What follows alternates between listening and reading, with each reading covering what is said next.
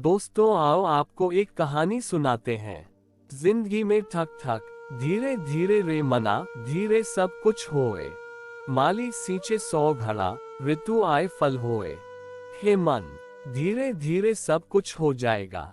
माली सैकड़ों घड़े पानी पेड़ में देता है परंतु फल तो ऋतु के आने पर ही लगता है। अर्थात धैर्य रखने से और सही समय आने पर ही काम पूरे होते हैं। मेरी आंखों ने देखे हैं कई मर्तबा आंसू।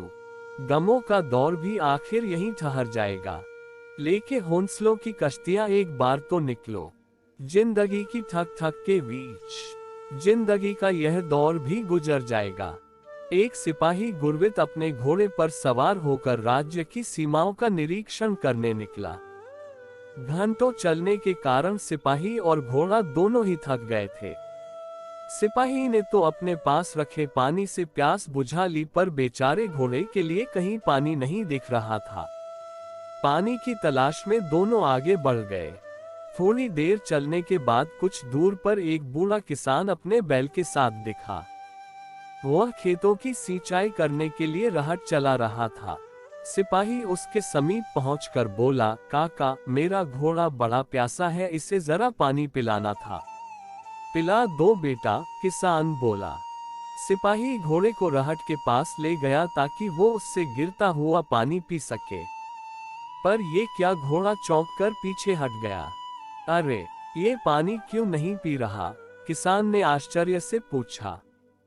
सिपाही कुछ देर सोचने के बाद बोला, काका रहट चलने से थक थक की जो आवाज आ रही है उससे यह चौंक कर पीछे हट गया।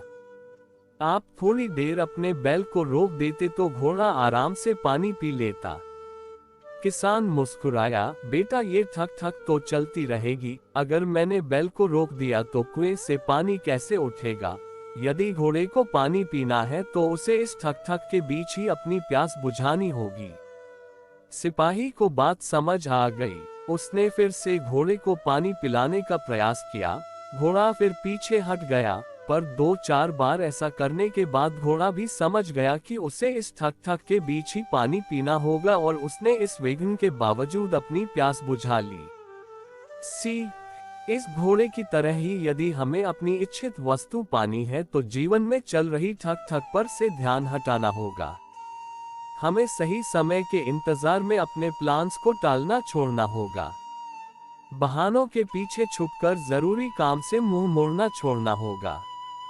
हमें ये कंडीशन लगाना छोड़ना होगा कि हम आइडियल कंडीशन में ही काम करेंगे, क्योंकि जिंदगी में ठक ठक तो हमेशा ही चलती रहेगी। हमें तो इसी परिस्थिति में अपनी प्यास बुझानी होगी।